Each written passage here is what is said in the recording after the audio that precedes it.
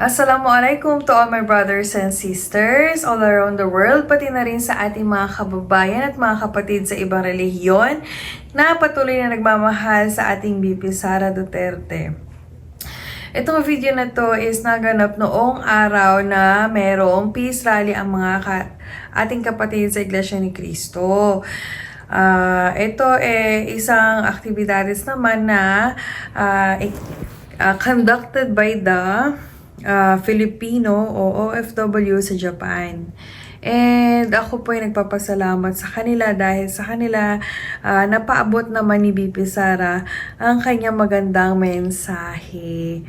So iyon, pagpasensyahan nyo na, haggard lagi. Haggard-hagarda. And yun na nga, ako, sobrang natutuwa ako kasi talaga nag-decide na siya na strongly considered daw na tatakbo siya as presidente on the 2028 election. And dun lang sa sagot na yun, alam mo yun, para ka nang nakahinga ng maluwag na, okay, sige, wala mang mangyari ngayon, 25, 26, 27, pagdating ng 2028. Diba? Yun na yung siguro yung time na, okay, re-rest back tayo.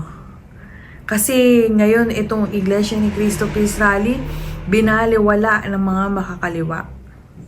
Binaliwala dahil ang katwiran nila, ano ba, numbers lang yan? Still, strong pa rin ang kanilang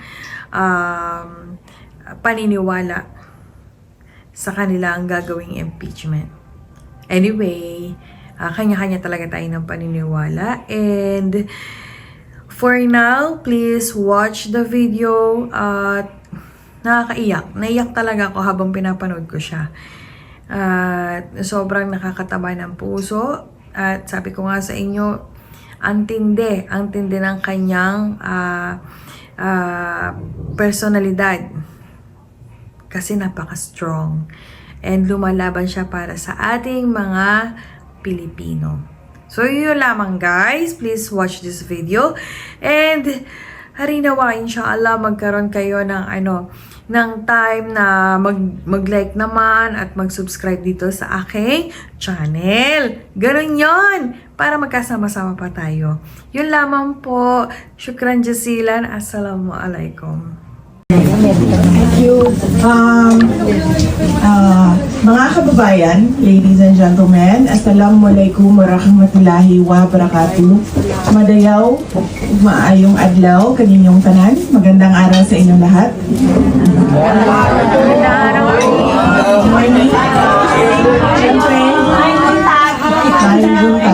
Siyempre, unahin ko muna ang pagpapasalamat. So, una muna ang pagpapasalamat sa Diyos dahil binigay niya sa atin ang araw na ito. Every day is a gift.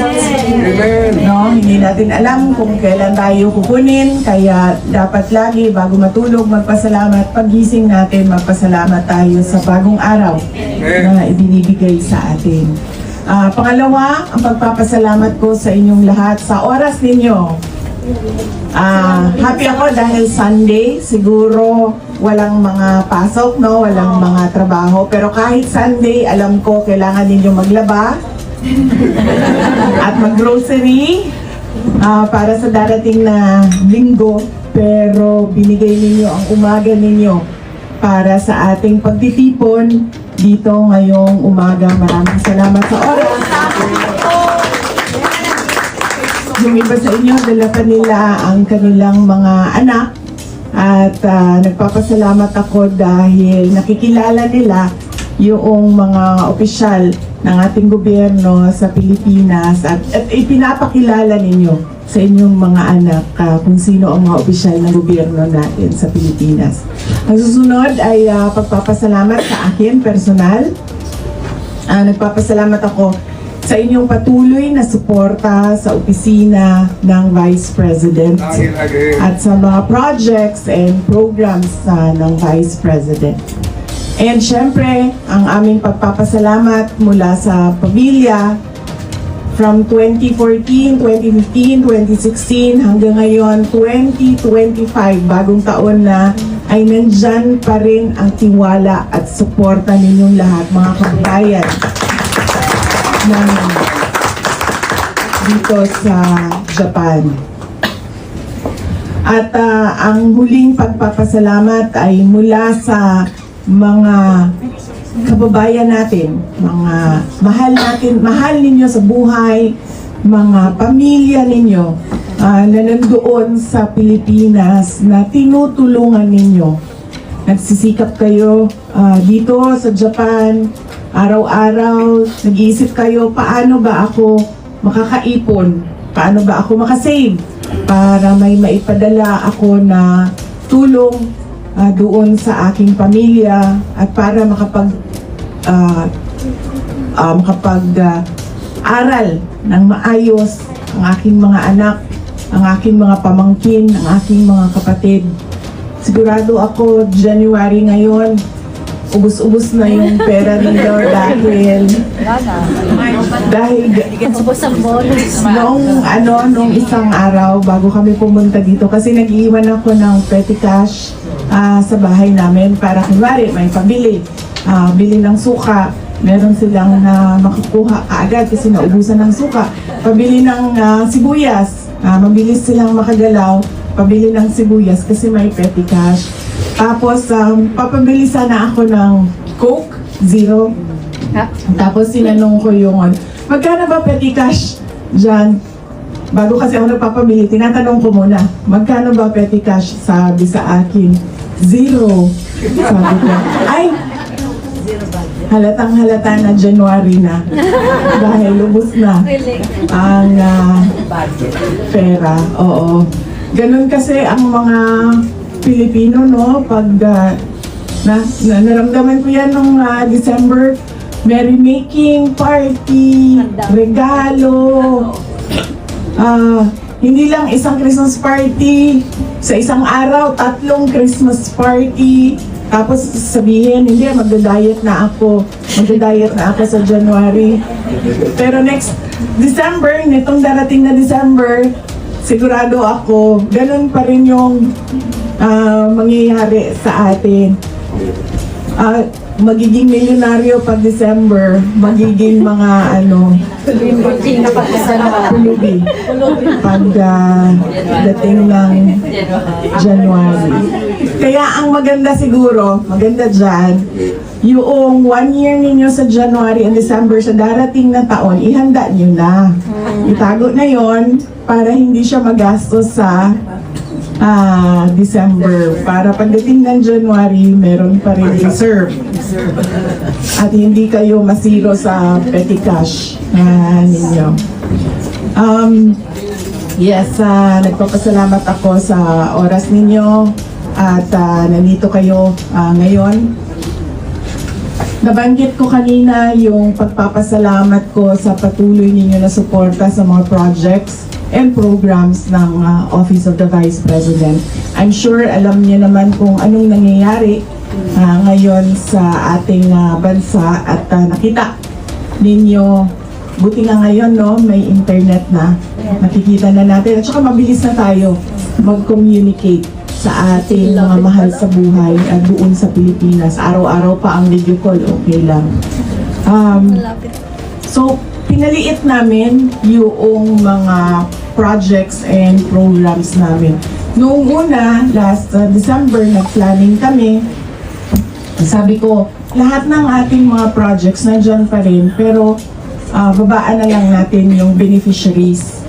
Pero, nung nakapag-usap kami ulit, nitong January na lang na meeting, sabi ko, sabi rin ng exec ko, mas maganda siguro kung bawasan na lang natin yung projects natin para marami pa rin maka-benepisyo. So hanggang ngayon, tumutuloy yung meeting namin kung anong mga projects doon ang may impact talaga doon sa mga geographically isolated and disadvantaged areas. Kasi inuuna talaga namin yung mga underserved communities kasi laging pag sentro, like Davao City, madami ng opportunities. Pero yung mga kasikbit ng mga probinsya and municipalities na mga maliliit, yun yung mga kailangan talaga ng tulong. So pinaliit namin at pinakonti namin ang mga projects and programs namin. And siguro by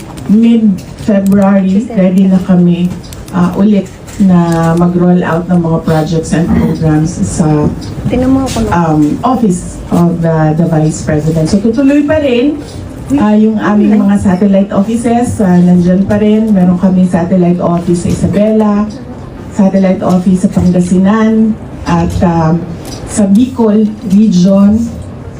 May satellite offices kami sa Bacolod, sa Cebu, sa Tacloban, sa Davao City, sa Butuan, Zamboanga City, at Cotabato City para sa BARM area. Kaya tutuloy pa rin, pero konti na lang yung mga projects.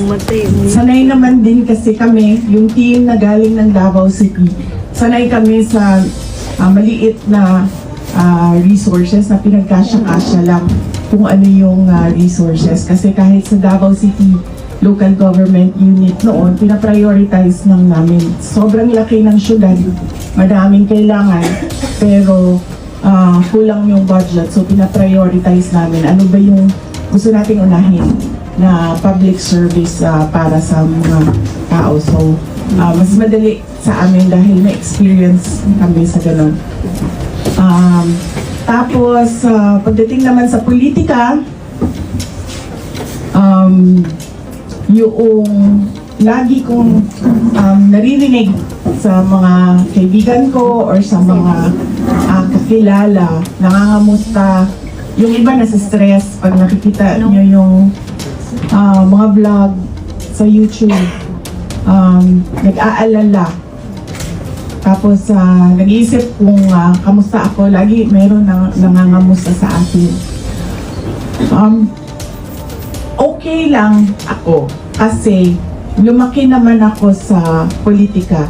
9 years old pa lang ako, mayor na yung father ko. At tuloy-tuloy yun. Hindi na tigil yun hanggang naging president siya. At kapag noon ganyan din ang politics sa Davao City. May siraan din, black propaganda din. Lagi sinasabi ng ni former President Rodrigo Duterte sa akin, ni Tatay Digong, lagi niya sinasabi sa akin noon, ganun talaga ang politika. Dudumihan ka ng kalaban mo para magmukha siyang malinis. Sabi niya, they will always paint you black so that they will look white. So, yun talaga, paulit-ulit yan noon. Kasi ganun din yung labanan nila, girian nila noon nung contemporary niya sa Davao City politics, former Speaker Prospero Nograles. So, kaya ako, hindi na ako nagtaka noong ganun ang nangyayari. Nagulat lang ako dahil masyado siyang maaga na nangyari. Na akala ko kasi trabaho. Tapos pagdating ng 2027, kasi 1 year before election, politika naman na yon. Kasi yun na rin ang year ng filing of candidacy. Diba? Kapag kandidato ka na, doon na yung klarong politics na ang race. Kaya nagulat lang ako na maaga siya. Pero nung nakita namin na maaga siya, naano din kami na parang, ay salamat, maaga siya dumating. At least alam na natin kung ano yung ano yung iniisip nila, ano yung gagawin nila, ano yung sinasabi nila. Kasi at least ngayon, may time tayo na mag-isip din kung ano yung kailangan natin gawin. Kasi kung nangyari din yung 2027, tapos ganun ka laki yung kanilang ang tinatawag ko kasi sa kanya PR atake. Kasi nung unang nangyari yon nung 2023, kasi 2025 na tayo, no? 2023, doon sa budget ng Department of Education and Office of the Vice President, sinabihan na ako nung kilala ko, kaibigan ko sa loob ng PR industry ng National Capital Region. Sabi nila, ang unang baba was 25 million para banatan ka. So, sabi niya, I'm sure meron pa yung ibang budget dyan para tuloy-tuloy yung banat. So, Thank you. tapos napapansin nyo kasi, meron, tapos wala, tapos meron. Depende kasi yan kung ito na naman gagawin natin, ito na naman ang budget, ito na naman gawin natin, ito na naman ang budget. Yes, ganyan kasi yung pag-atake. So medyo well-funded machinery yung attacks. Funded kay Fergie makadaog long mentor.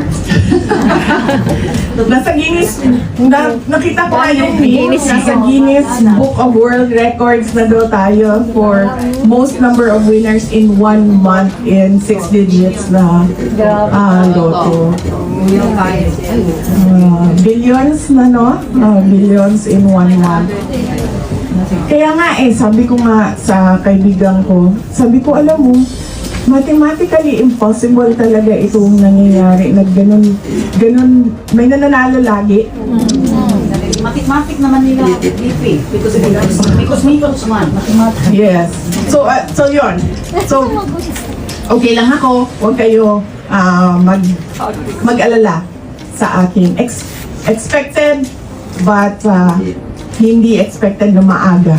But siguro gawa na rin ng Diyos na maaga para maaga ka rin maghanda. Marami lang nilang kumangka. Tinuon naman, daghan yung kaay ka na galing mga amigo. Abi ni mga amigo ni mo pag humanili di ay. Tapos na-realize ko, ang meron lang akong realization, ma'am, na lahat pala ng politiko ay hindi mo kaibigan. Ang kaibigan mo lang talaga yung taong bayan.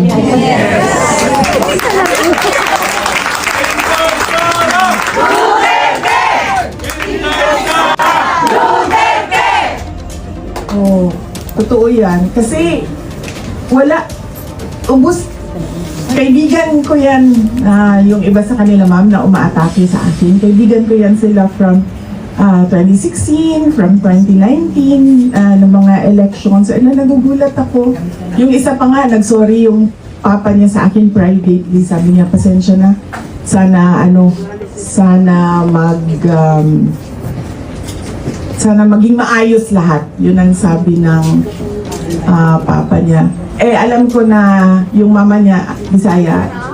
So, sinabihan ko din pero yung father niya, Tagalog, dating congressman. Sabi ko, basta mga Bisaya, upuan man na. Laban na. Sokol. Sokol. Tapalupigoy. So okay lang ako, huwag mag-alala. It's all part of politics.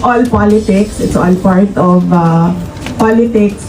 Pagdating naman sa mga cases, ito ang isa sa mga pinagpapasalamat ko kay President Duterte kasi malaki talaga siya sa education Yung habang lumalaki kami, yun talaga ang emphasis niya, education. Lalo galing sa generation nila, yung sobrang hard yung disiplina pagdating sa education. So nagpapasalamat ako sa kanya dahil siya talaga yung nagsabi sa akin noon na parang hindi ka tao. Hindi ka tao kapag hindi ka abogado o hindi ka doktor, hindi ka tao sa paningin ko. Ganun siya sa amin pagdating sa education. Kaya pagdating ko din ng postgraduate, wala din talaga akong choice kundi pumasok ng medicine or pumasok ng law dahil hindi ako makakauwi ng bahay namin. Kasi hindi ka tao. Yung makakapasok sa pinto, hindi ko alam saan dumadaan ang mga tao. Hindi tao, pasok ng bahay. When you're young, meron kang tendency na mag-rebel. When you're young, hindi mo maiintindihan. Pero nung eto na ngayon, yun talaga ang the only kung meron man sasabihin sa akin, isa na pwede mong ipagpasalamat sa magulang mo, yung emphasis nila sa education. Kasi pagdating na ngayon sa mga kaso, naiintindihan ko na madali sa akin intindihin as a lawyer kung ano ang kailangan gawin, kung ano ang mga pwedeng posibilidad na mangyari. Noong di ba, pag December, sama-sama yung mga pamilya, di ba? So sa amin, pag December 24, madating talaga yung father ko sa bahay ng mother ko dahil doon nila nakita lahat ng apo. Nakita yan nila lahat ng apo. Tapos ang discussion yan is, itong apo na ito, ano ng grade, itong apo na ito, anong natapos. Ganyan, education pa rin ang discussion. So, inaano yan nila, ina-update nila ang sarili nila. Yes, so, we hope and I really believe that the Philippines will be great. Naniniwala.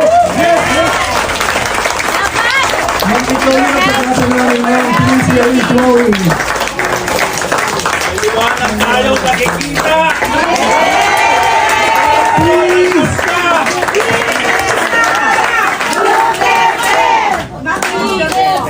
This coming 2028, may posibilidad po ba tumakbo kayo? Ma'am, please!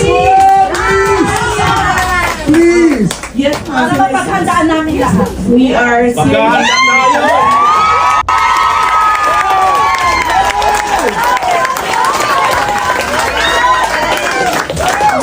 seriously considering ma'am.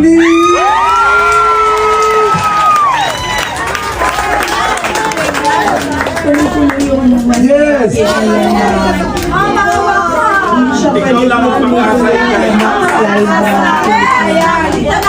Pero ang lahat-lahat lang yan ay magdidepende sa mangkukulam.